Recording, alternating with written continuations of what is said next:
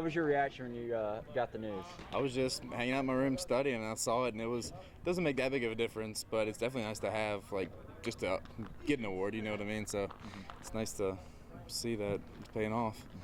What changed over the last month? just feel a lot more comfortable at the plate, just settling in almost. I usually have a not slow start, but I'm not one of those guys that usually jumps out the bat and has the bet part of my season right at the beginning.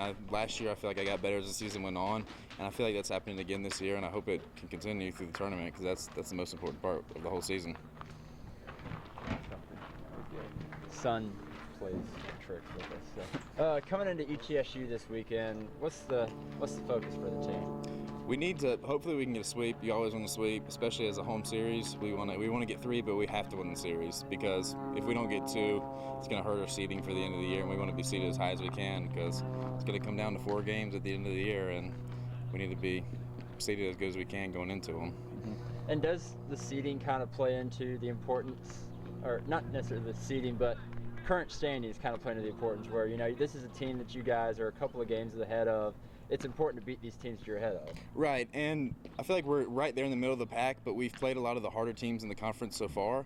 So I feel like we've done okay with the teams we've played so far, but we need to take care of just keeping the intensity up and approaching every team like they're the number 1 team in the league. Because if not, that's what I feel like when we'll get in trouble if we don't take care of the games that we have to take care of.